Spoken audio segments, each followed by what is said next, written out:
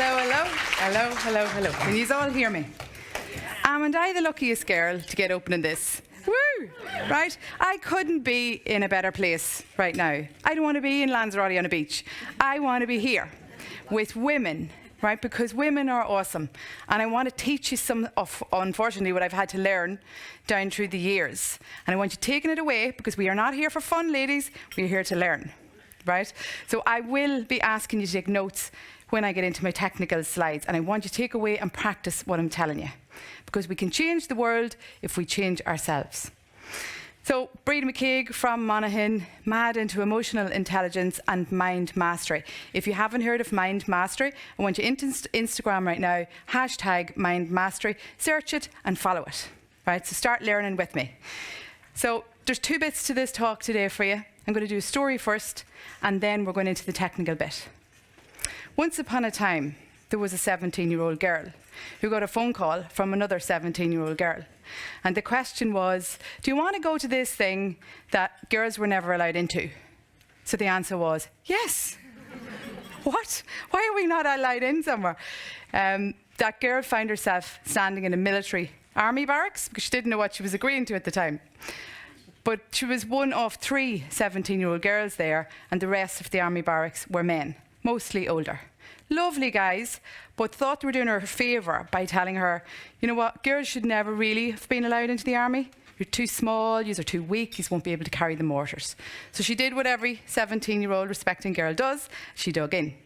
And she stayed there for 20 years, and she loved it. She learned about leadership, she learned about coaching, and she started understanding human behaviour and unconscious bias. She became their first female lieutenant 6 years after she joined. So all of those guys that had told her she shouldn't have been there and she was too weak were then her responsibility. She was in charge of their training, their well-being, and their futures. And they began to enjoy her leadership as much as she did. Then she moved into corporate worlds. And unfortunately, she got there and she started to recognise some very similar behaviours there. It's a lot of the senior men in positions and a lot of the women working way too hard, but nobody getting promoted. So she built a tribe, and she started to work with women to teach them how to empower each other, how to mentor each other. She started to see women coming out of themselves when they were mentoring each other, and the power of that. She wanted to scale it. She got loads of women involved, and that's what they did. Later on in her life, she ran into some emotional difficulties in her personal life. She had 2 choices, either give up, accept it and lose herself, or go and study human behaviour and start to understand how this stuff works. While she started to do that, she started to understand herself a lot more. Then she got into conditioning of men and women. And then everything made sense. So that girl is now on a mission to try and teach everybody else how to understand themselves. Because women are just so full of potential. And yet they're riddled with self-doubt. A lot of that's your conditioning, but I want to teach you some technicalities around this stuff. Right? Because when you start to do introspection, which is the study of yourself, you want to see what you start to uncover. When you start to uncover it, you can start to unlearn it, the stuff that doesn't serve you, and you can replace it with stuff that will help you change the world. Because every one of us in here today and online, wherever you are today, you have the power to change this world. And there are girls coming after us. We don't want them to have those experiences. So here we are, and we're going to learn today. Now, I don't know where my clicker is. Oh. Okay. So mind mastery, emotional intelligence. I want all of you following that stuff now, because Google is full of this, right? You don't need to go on courses. You just need to start integrating this into what you absorb every day. Because what you're putting in here is what's coming out in your behaviours and your beliefs, right? So start getting that material into your feed. If you're looking at dogs, dinners and cats, that's fine the odd time, and shoes are always allowed. But I do want you learning, right? We go into Instagram apparently 150 times a day. Now, if I had you going in there and you were getting a bit of this kind of material every time, right, your mind starts to change. Your neuroplasticity starts to grow, and you start to create new neural pathways for yourself, right? This is what we're going to do today after this. Okay, so when we work with teams and customers and big groups of people, there's a whole lot of stuff that I want us to start thinking about going forward, okay?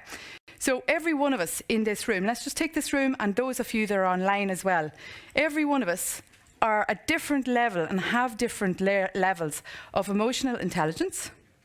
We're all very different in terms of self-awareness. We are different in terms of unconscious bias. Your diverse backgrounds and experiences. Now again, remember the teams that you work with every day. That's who you're surrounded with. Your communication styles are all different. And your desires are all different. So everybody working on something wants something else out of it. So that's who we are, right? We need to learn how to start accepting each other, because what you're going to learn is our differences is our greatest strength. Always remember that. No two women are the same, no two men are the same. It doesn't matter. We're all coming from that kind of background. We're all totally unique. And if you start to play to your unique strengths and skills, that's where the world starts to win. Imagine if we all here were confident and comfortable to let out our unique talents and skills. Can you imagine the impact on the world, right? So limiting beliefs are serving no one. We need to get them out. Bin. This is a process. I love doing processes because I think we're all used to following processes in work and so forth. So when you have an event or an observation, right? So imagine you're here today, you're thinking about what I'm saying, right? Or you're in a meeting. Yesterday you were in a meeting, or you're going to be in meetings tomorrow, and you see a behaviour or someone says something to you. Two things happen. Your thoughts and your emotions both trigger. So you automatically have so you're on autopilot there, and automatic thoughts will pop in and your emotions will follow. And the reason this is important, if you ever get feelings and you trigger, they call it, where you get a bit annoyed or you feel a bit defensive or a bit sensitive, it's because something has hit a weak spot or one of the little emotional wounds that you've been carrying probably from your childhood. And what you've got to do is learn how to change the behaviours and actions, because your behaviours and actions will become your reputation and your brand. Right? So let's think our way back. What kind of reputation and what kind of brand do you want? You want the best. I want women to start realising they deserve the best there is. So there's a 5-second rule. Mel Robbins, and I know Nicola is here today and she's a big fan of Mel Robbins, she teaches a thing about 5-second rule. I've kind of tweaked it slightly in that I want people to start watching what their mind is doing when there is an event or there's an observation, something that's making you feel either angry, upset, sad, happy. I want you to start understanding what's happening there. Your automatic default responses kick in, but I want you to put them on ice for 5 seconds. You won't get any more than that. Put them on ice for 5 seconds. Think about the most impressive, brave, courageous person you know, and ask yourself, what would they do? There's the trick, right? What would they do? And that's what I want you to start doing. So test that automatic thinking, because that automatic thinking is in all of us from we were kids. You were conditioned by the time you were 5, 6 or 7, and that varies. And you were conditioned by the people around you, mostly the gender role models that were around you. And what we learn is that when we're being parented, we might be told, you're wonderful, you're great, you're doing great. If those behaviours and those beliefs are not displayed by that female, in this case, role model around us, then we won't believe it. Right? So we've got to get back into those old conditioned beliefs and get them out, because I can tell you now, they are not serving any of us.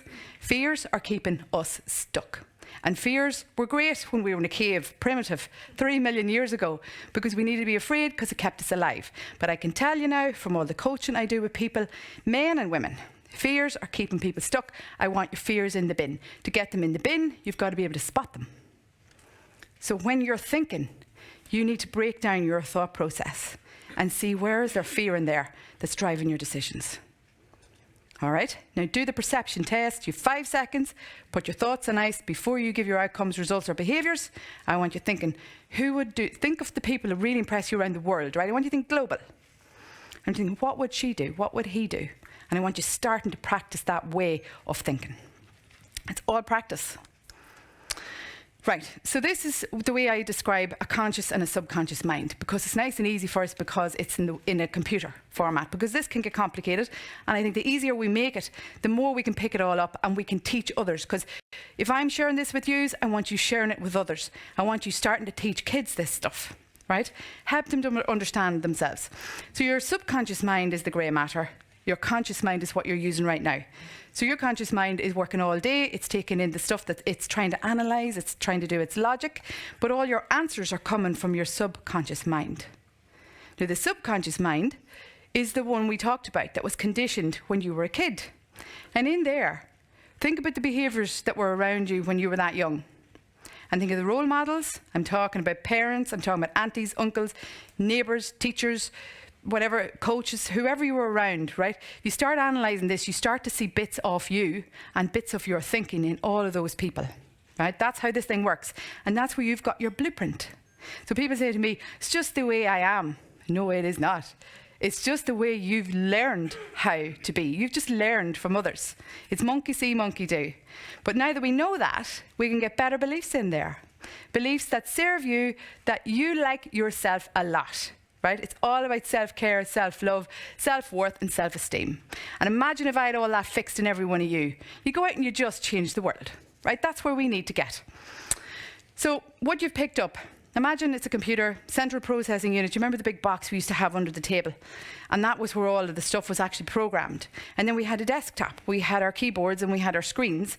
But the keyboard and screen is just what you're doing right now. That's your conscious mind.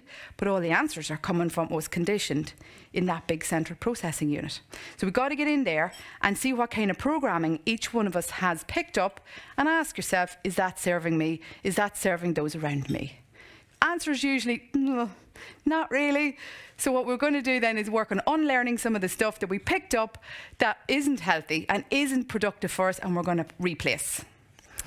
So this is the sort of thing you've picked up as a kid, right? And in your subconscious mind, every day you're making decisions with this stuff, and that's where they start to get to a point where you go, oh man, my decision making is based on this stuff. Because if you're in work or you're somewhere and someone gives you an opportunity and says, would you like to do this? Or I think you'd be great at that. What'll happen is your conscious mind goes, oh, great opportunity. Your subconscious mind kicks in, goes, oh, you wouldn't be fit for that. Oh, no, that'd be for somebody else. Somebody else could do that, but you couldn't do that. Because in there is your long-term emotional memory when you were a kid. If you didn't feel seen or heard, then you picked up a bit of hurt. Now, I thought that childhood trauma was when, we were abused or something. That's not the case at all. Every one of us as adults, unless we've been around adults when we were kids that actually knew what they were doing in terms of emotional intelligence, were the biggest, bravest, most creative people in the world, then all of us have work to do to heal some of them emotional hurts. The reason that we say that is because if you're in a meeting today as an adult and you trigger or you feel a bit defensive or you feel a bit hurt by something or you feel left out, what's happening there is you have an emotional wound from your childhood that you need to get in there and heal and seal. And what happens is if you do this well, the way we're very confident on the outside quite often and people think we're confident, but you can be easily shook. So someone can say something, you'll pick it up and you go, were they talking about me? What did they mean by that? And that's where those emotional wounds are coming into play on you. When you heal them and you seal them, that stops. All that stops. You stop doubting yourself. Right? Life gets easier, life gets better, life improves. So in there as well is your unconscious biases. Think about, again, who you were around when you were a kid. Unconscious biases. You've picked them up. Women need to work on unconscious biases as much as men, because I think growing up I used to think it was all the men that need to learn. No. We have actually unconscious bias as well. We have gender bias. We hold ourselves back sometimes because we think, oh, a man would be better than that, right? We need to work on that stuff, dig in and get it out, replace it. Your self-beliefs are in there. You have a suite of self-beliefs. I'd recommend you all have a listen to Marissa Peers. Fabulous woman on YouTube. Go and follow her stuff. She reckons that everybody that she has coached around the world, celebrities, sports stars, everyone, they all, if you have symptoms or you're having problems in life, it'll all come back to, I'm not worthy, I don't deserve the best, and I'm not lovable. And she is right, because I have studied this stuff up, down and across, and I can see it in everybody that I work with. So think about that. They're deep, profound beliefs. You need to get them into good shape. I deserve the best, I am worthy, and I am lovable. Because that may not be what you've seen role modelled around you when you were a kid. Inner confidence, that's the unshakable stuff. We want to get in there and fix that so that you never doubt yourself, no matter what's happening around you. Your views in abundance. It's a really interesting one. A lot of people think that, oh no, that wouldn't be for me. I make women do vision boards, and on them I make them put Ferraris and yachts and condos in Marbella, and they're looking at me like I'm mad, right? But you don't think that you deserve that. Why do you not deserve that? Why does Richard Branson deserve that and you don't? Why? Is he better looking? I don't think so. But just watch yourself thinking, because your default thinking will keep going, no, well, that wouldn't be for me. Why not? I want you testing your responses, right? Watch that default thinking. Do you see your abundance blocks? Because they are there, right? Women are always like, oh no, I couldn't take time off, couldn't do things that I would enjoy. No. Yes, you could, actually.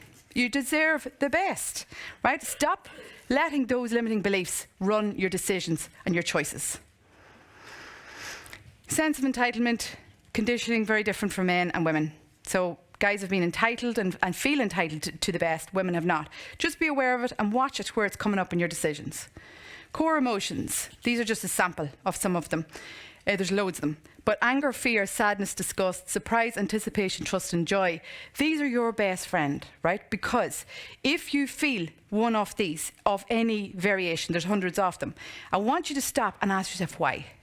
Because your emotions are your only clue back into what's in your subconscious mind. Right? Remember that one. So if I feel annoyed by something, I have to go, why am I annoyed? Right? What I do is I identify it, have a feeling, I identify it. So I'm feeling angry. Why am I feeling angry? I understand my source. Ooh, have I got a wee lack of belief in there somewhere that is now being triggered and it's hit on? I have obviously a bit of an emotional wound there.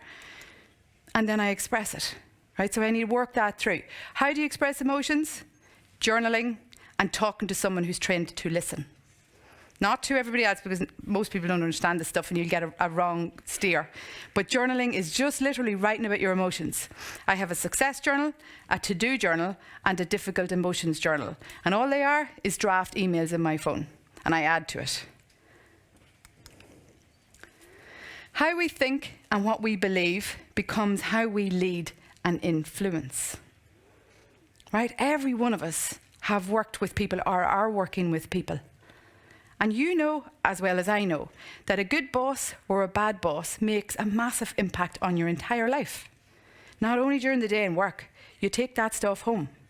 So every one of us, imagine if I get us all into tip-top condition and we start to like ourselves and we accept ourselves and we start to find our unique talents and skills, we start to practice them and we unleash them on the world, right? And we become constantly in the moment. We're not overthinking, we're not over-worrying, we're not anxious, we're not depressed. We're in the moment, living our best life every day. Imagine the impact of that on people around you. I'm thinking kids, families, teams, customers. That's why I want you all to see that you should want to work in this. Some people don't work on this stuff because they're not in enough pain, believe it or not. Until you're in a lot of emotional pain, you may not put the work into this. But if you do that, then you're choosing to stay with average, because average is just what we all are, unless we're working to be awesome. And I want you all going for awesome, because women are awesome. Women are just amazing, and they don't know it. Everybody else knows it, but they don't know it. So the mind diet. Us women are always in diets. Please, the latest one is whatever. But I want you on a mind diet, right? Because your mind is the most important muscle you have, yet it's the one that nobody will talk about, right? Think about that. This is running your entire body. We will go to the gym, we'll talk about our glutes. Is that the glutes? Yeah. But we will not talk about our minds to each other. Oh no. But it's running your glutes, your everything, plus your thinking, your outcomes, your results, everything. You've only got one life. I want that muscle starting to get worked on. It's far more important than the rest of them. Do the rest of them as well. But I want you feeding your mind. That's what I was talking about earlier. Hashtags. I want those hashtags being followed after today. And I want you watching stuff that's coming in on that feed. And I want you going, whew, what do I think about that? Watch your default thinking. That'll give you the clue. So if there's a mantra comes up when you're following these feeds, or there's a quote and you think, Well, that's crazy. I want you to stop there. 5-second rule. Put that thought on ice. Validate that thought. Is that crazy? What would my life be like if I actually believed that? Right? That's how you start to do these bits of changes. And I need this done every day. This is like the gym, right? We all got good at understanding we have to go to the gym twice a week. I want you doing this every day. This has to be integrated to what you do every day. I can't give you back extra hours, but I can tell you how to get it into your life, right? If you're on Instagram 150 times a day, you can get the feed going right and let that help your mind and influence your thoughts. You become the average of the 5 people you spend time with.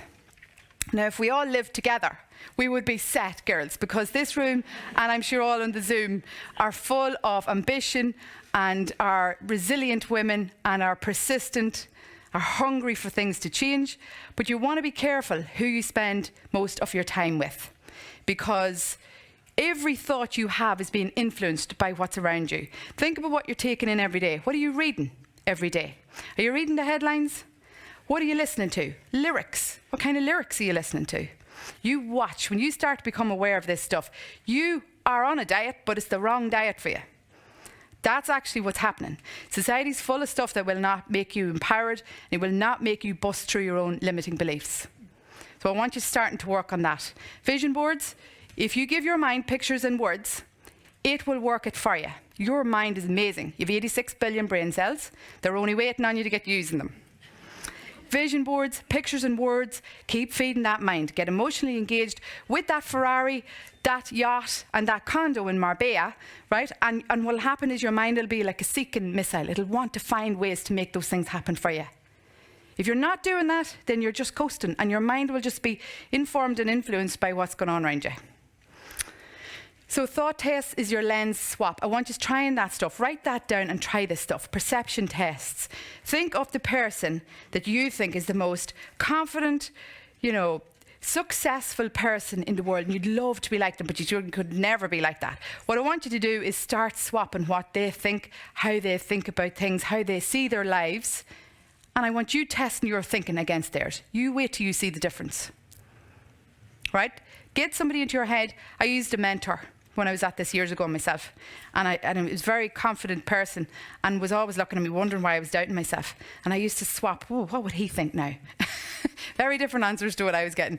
Conscious awareness, I want you starting to see what your minds are doing. Watch your default thinking, because there's the clue to what you could be doing better. Right? So I can't do this for you. I can tell you how to do it. I've done this with lots of women and it's transformed them. Right? But you've got to do exactly what I said here. And don't doubt yourself and don't think, this is a load of... It's not familiar stuff, right? You were never taught this in school, but your mind loves familiar. What is familiar is negativity, bad news, it's desperate, awful. That's easy. We go, oh yeah. But see, when this stuff starts, you go, I don't know. Right? Watch that stuff. Your mind loves familiar, so what you're going to do is you're going to make this stuff your new familiar. Right? You're going to be drawn to that and you're now on a diet. And that's it from me. Thank you very much.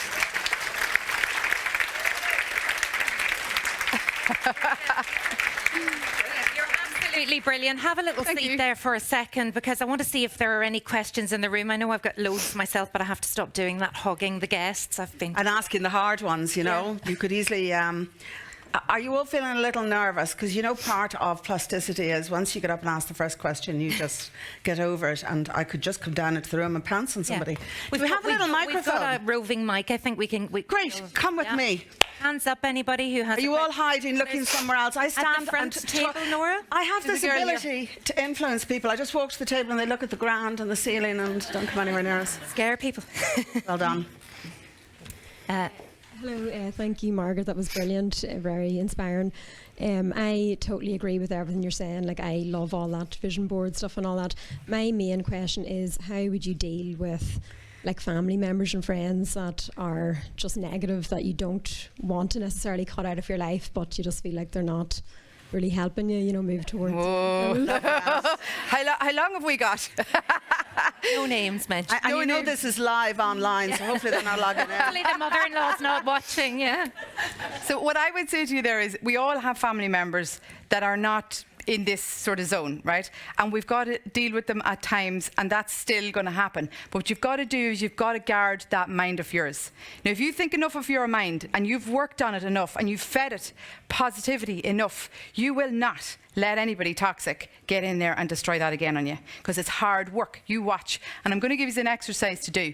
Every time you catch yourself having a negative thought, one negative thought has to be replaced by 3 positive ones. Oh. Now, the women text me the day after I start them, and then they go, I'm exhausted. Breda, I'm exhausted. I'm like, yeah, because you have 6,000 thoughts a day. Now, do you know what your 6,000 thoughts a day are? No. See? Default, right? That's happened. That subconscious mind is running all the time. By the way, if you want to get into your subconscious mind to do some lasting change in it, not only do you have to change your feed and change what you're absorbing in the world, but you also have to do some stuff at night time, because your subconscious mind opens at night. There's loads of free meditations online on YouTube. Get them into your ears at night for 31 days. It'll take that to get you from there. But back to your question around, because look, we live in a world where not everybody is, you know, an empath. There is a lot of toxic and there's a lot of difficult about. What I would say is you've got to become very selective about who you let in your life. And I'm telling you that's a very serious one. Get used to the block button. Block, block, block. And I mean that, right? Because that mind of yours is a sponge. And if you let toxicity at that, it'll start to influence your thoughts. Remember, your thought process is like your behaviours and actions. Work it back. They come from feelings. The feelings come from thoughts. The thoughts are coming from what you're feeding it. Right? Breda, we're hoping to get one more question, if that's okay. Roseanne has a question for you.